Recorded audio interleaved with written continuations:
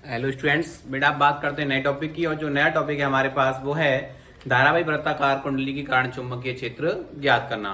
बेटा हमारे पास कोई धारावाही चालक कुंडली है और जिसके केंद्र पर हमें चुंबकीय क्षेत्र ज्ञात करना है।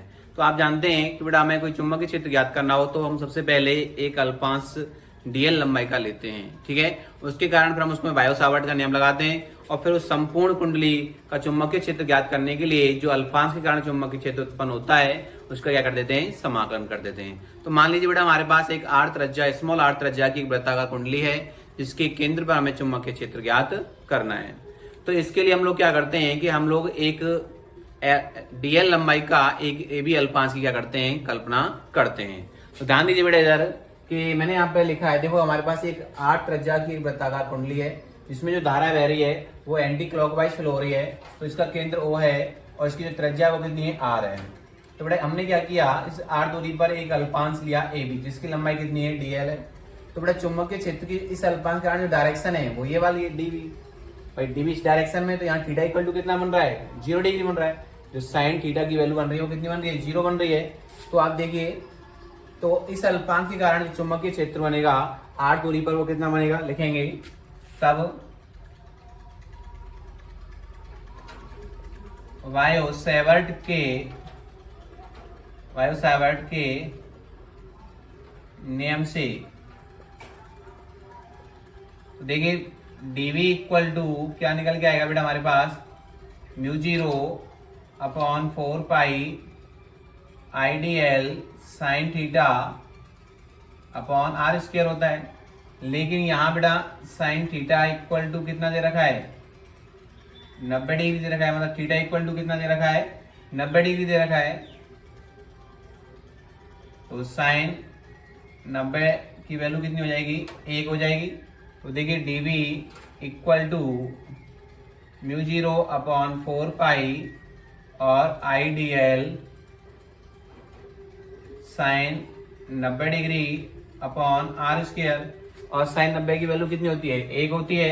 तो D V equal to mu 0 upon 4 pi I D L upon R square. तो बेटा ये वैल्यू हमारे पास निकल के आई किसी कारण, अल्पांश के कारण, ए बी अल्पांश के कारण। अब आप सपोज करिए कि जो वृत्ताकार कुंडली है वो ऐसे छोटे छोटे अल्पांशों से, अनेक अल्पांशों से मिलकर बनी हुई है। भाई ऐसे छोटे छोटे अल्पांश इसमें बहुत सारे हैं। तो हमें संपूर्ण कुंडली के कारण इसके केंद्र पर चुंबकीय क्षेत्र ज्ञात करना होता है। तो हम लोग क्या कर देंगे, समाकलन कर देंगे। तो लिखेंगे अतः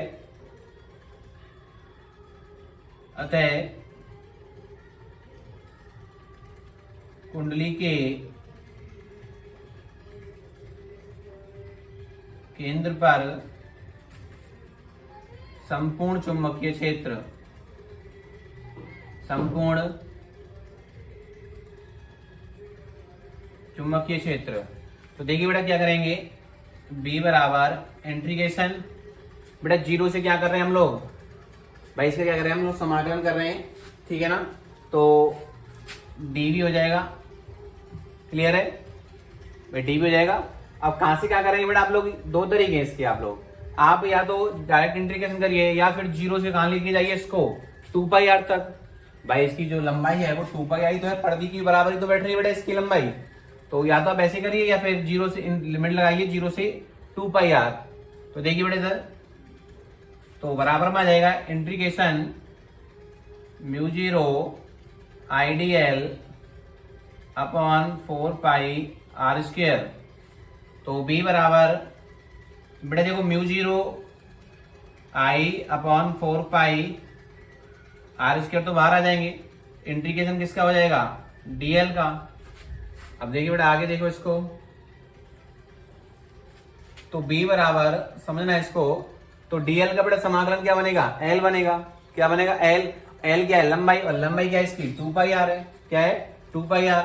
तो mu 0 I upon 4 pi R square, ठीक है। और डीएल का समाकलन क्या बन जाएगा बेटा, L बन जाएगा। क्या बन जाएगा, L, ठीक है ना।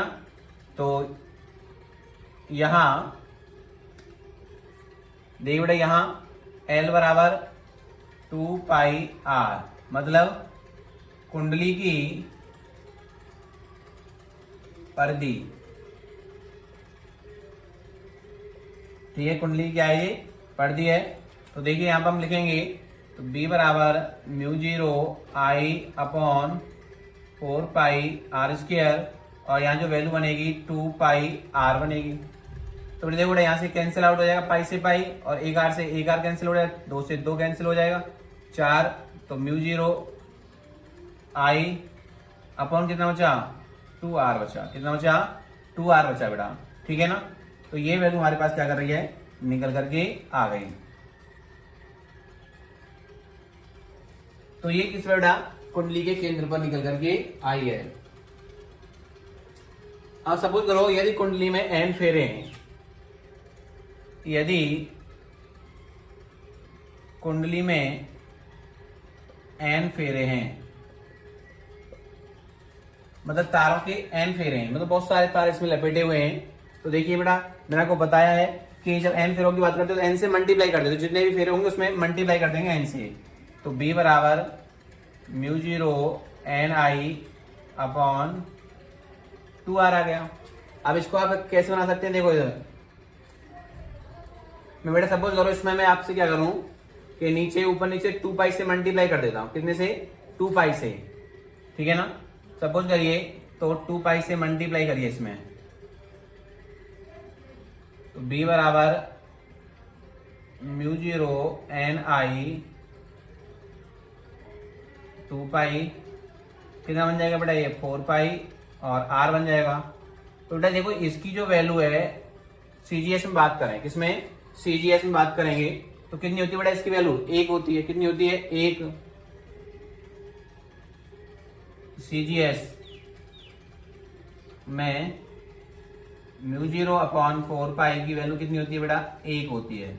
तो यहां पर देखिए बेटा, तो B बराबर हमारे पास वैल्यू निकल के आएगी 2 पाई NI अपॉन R। तो ये वैल्यू हमारे पास क्या कर रही है, निकल कर आ रही है। कब बेटा, कि जब CGS में इसका मान कितना है बेटा, 1 है। कितना है, 1। तो ये वैल्यू हमारे पास निकल के आ गई। तो आपने यहाँ एक चीज देखी कि वृत्ताकार कुंडली के कारण चुंबकीय क्षेत्र उत्पन्न हो रहा है वो त्रिज्या पर निर्भर कर रहा है। तो बेटा इसके लिए हम लोग क्या खींचेंगे, ग्राफ खींचेंगे। क्या खींचेंगे, ग्राफ। ठीक है ना, लिखेंगे B व R में ग्राफ। अब बेटा देखो इसके 2 ग्राफ निकल के आएंगे। कितने ग्राफ निकल के आएंगे, 2 ग्राफ निकल के आएंगे। देखो यहां पर एक ग्राफ ये और एक ग्राफ ये, x by O, x by और O। क्लियर है। अब बात करते हैं कि यदि आप लोग, ये हो गया बेटा R हो जाएगा और ये हो जाएगा B। ठीक है ना, और ये भी R हो जाएगी और ये क्या हो जाएगा, B। तो एक ग्राफ तो इस तरह से निकल के आएगा और एक ग्राफ स्ट्रेट लाइन निकल के आएगा। अब कैसे निकल के आएगा बेटा, ये जो ग्राफ है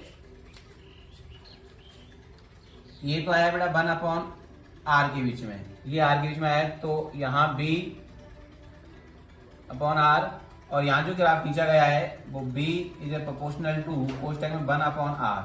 ठीक है, तो इस तरह 2 तरह से इसकी ग्राफ प्राप्त होंगे। तो बेटा आप इसका एक बार स्क्रीनशॉट ले लीजिए।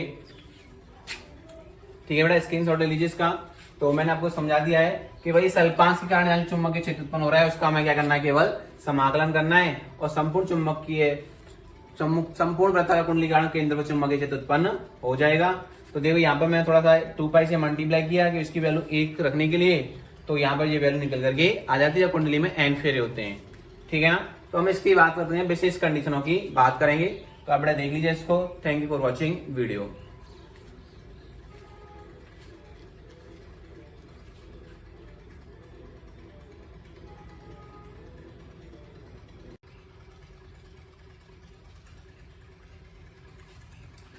हेलो स्टूडेंट्स, बेटा बात करते हैं नए टॉपिक की, और जो नया टॉपिक है वो है किसी वृत्ताकार कुंडली के कारण जो चुंबकीय क्षेत्र उत्पन्न होता है उसके लिए हम विशेष बिंदुओं की बात करेंगे। तो इससे पिछले वीडियो लेक्चर में तो हमने वृत्ताकार कुंडली के कारण केंद्र पर चुंबकीय क्षेत्र ज्ञात किया था, तो उसी के लिए हमने कुछ विशेष बिंदुओं की हमने यहाँ पर हम चर्चा करेंगे, या कुछ विशेष बिंदु होते हैं उनकी हम लोग बात करेंगे। तो बेटा पहला बिंदु ये रहेगा हमारे पास कि यदि धारावाहिक कुंडली का चापखंड, समझना बेटा, कि यदि धारावाहिक कुंडली का चापखंड जिसकी लंबाई dl है, कोई धारावाहिक कुंडली है बेटा और उसका हमने एक चाप लिया जिसकी लंबाई कितनी है dl, और वो केंद्र पर कितना कोण बनाता है d फाई, तब वो केंद्र पर चुंबकीय क्षेत्र क्या उत्पन्न होगा। तो आप जानते हैं बेटा कोण बराबर क्या होता है, चाप बटे त्रिज्या। तो चाप कितने का है, dl का, और त्रिज्या क्या है बेटा r। देखिए इधर, तो कोण बराबर क्या, चाप बटे त्रिज्या, तो d फाई बराबर dl अपॉन r। तो dl की वैल्यू कितनी आ गई, r d फाई आ जाएगी। अब आप जानते हैं जो चुंबकीय क्षेत्र होगा अपने पास, तो देखिए कितना बनेगा बेटा, b बराबर mu 0 I upon 4 pi r, और इंटीग्रेशन किसका हो रहा है, dl का, क्योंकि हमने वृत्ताकार कुंडली कारण चुंबकीय क्षेत्र क्या किया था, अल्पांश कारण यही निकल के आया था भाई। संपूर्ण कुंडली कारण जो निकाल रहे थे वही तो आया था, dl ही तो समाकलन कर रहे थे बेटा हम लोग। तो dl की वैल्यू कितनी दे रखी है, यहाँ पे देखिए r d फाई दे रखी है, r d फाई, r कहाँ आ गई बेटा, बाहर आ गई ऊपर, तो d फाई बचा। तो देखिए r से r क्या हो जाएगा, कैंसिल आउट हो जाएगा, और d फाई का समाकलन क्या बनेगा, फाई। तो b बराबर आ गया mu 0 I upon 4 pi r phi. Clear है यहाँ तक। ये कब स्थिति कब बनी कि जब धारावाहिक खंड वृत्ताकार कुंडली के केंद्र पर कितना कोण बनाए, d फाई बनाए। जो चाप खंड है वो कितनी dl लंबाई का जो कितना कोण बना रहा है केंद्र पर, d फाई कोण बना रहा है। अब बेटा सेकंड बिंदु, अब इसके सेकंड बिंदु पर हम बात करते हैं कि संपूर्ण धारावाहिक कुंडली के कारण केंद्र पर चुंबकीय क्षेत्र। तो देखो संपूर्ण धारावाहिक कुंडली है, देखो यहाँ से स्टार्ट हुआ तो ये पूरा एंगल घूम जाएगा, तो कितना घूम गया, 2 पाई, 360 डिग्री घूम जाएगा, नहीं घूमेगा बेटा ये भाई। संपूर्ण कुंडली के कारण जो संपूर्ण धारावाहिक कुंडली है उसके केंद्र पर चुंबकीय क्षेत्र ज्ञात करना है। तो बेटा इस फाई की जो वैल्यू बताओ कितनी आएगी, देखो ऐसे घूमेगा कंप्लीट, तो कितना घूम गया टोटल, ये 2 पाई घूम जाएगा। कितना घूम जाएगा, 2 पाई भाई। ऐसे तो घूमेगा, ये सपोज करो यहाँ से स्टार्ट किया इसने, तो ऐसे घूम करके टोटल कितना आ जाएगा, 2 पाई आ जाएगा। तो फाई बराबर कितना आ गया, 2 पाई आ गया। तो 2 पाई की वैल्यू कहाँ रखनी है आपको, फाई की जगह रखनी है। तो b बराबर mu 0 I upon 4 pi r और 2 पाई। ठीक है, यहाँ से काटना चाहे तो काट दीजिए, पाई से पाई गया, 2 से 4 कट जाएगा 2 बार, तो b बराबर म्यू 0 आई अपॉन 2r आ गया। ये कब निकल के आया कि जब जो हमारे पास जो चाप खंड है, जो चाप खंड है वो कितना कोण घूमता है, 2 पाई घूमता है। कितना घूमता है, 2 पाई। तो उसी कारण संपूर्ण केंद्र पर चुंबकीय क्षेत्र जो निकल गया है वो कितना आया, b बराबर म्यू 0 आई अपॉन 2r। कितना निकल गया है, 2r। अब बेटा सेकंड केस है, थर्ड केस है हमारे पास, यदि धारावाहिक जो वृत्त खंड है वो वृत्त का क्या है, जो धारावाहिक खंड है वो वृत्त का कितना भाग है बेटा, 1/4 भाग है। कितना भाग है, 1/4 भाग। मतलब पूरा वृत्त है बेटा, उसका हमने कितना हिस्सा ले लिया, चौथा हिस्सा ले लिया भाई। ऐसे ऐसे 4 बनेंगे इसमें, तो हमने कितना ले लिया, ये वाला भाग ले लिया। तो देखो बेटा इसका जो एंगल है, इस भाग का एंगल जो कितना बनेगा, 2 पाई का कितना होगा, 1/4 होगा। 2 पाई का कितना होगा, 1/4 होगा। तो 5 बराबर 1/4 2 पाई। ठीक है, इस वैल्यू को कहाँ रखेंगे बेटा, इस जगह रख देंगे। तो b बराबर mu 0 I upon 2 pi 4 pi r, और कोष्टक में 5 की जगह कितना आएगा, 1/4 इंटू 2 पाई। तो देखो यहाँ से कैंसिल आउट हो जाएगा, 1/4 जो कट गया वो रख लेंगे, तो म्यू 0 आई अपॉन 2r आ जाएगा। मतलब केंद्र पर कितना, ये टोटल यही तो निकल गया है। इसका एक 1/4 की बात कर रहा है तो 4 कर देंगे भाई। इसका आ रहा है तो भाई 1/4 की बात कर रहा है ना, तो एक कितने का भाग देते हैं बेटा, गुणा कर देंगे, इसमें 1/4 से मल्टीप्लाई कर देंगे। ठीक है, 1/4 से क्या कर देंगे, मल्टीप्लाई। अगर आधे की बात करें तो 1/2 से मल्टीप्लाई कर देंगे। तो देखो नेक्स्ट केस कितना है, इसी का है कि यदि धारावाहिक वृत्तखंड वृत्त का आधा भाग है, तो यार देखो आधा भाग यार, तो कितने से मल्टीप्लाई कर दिया बेटा हमने, 1/2 से मल्टीप्लाई कर दिया, किसमें, जो केंद्र पर उत्पन्न हो रहा है। ठीक है ना।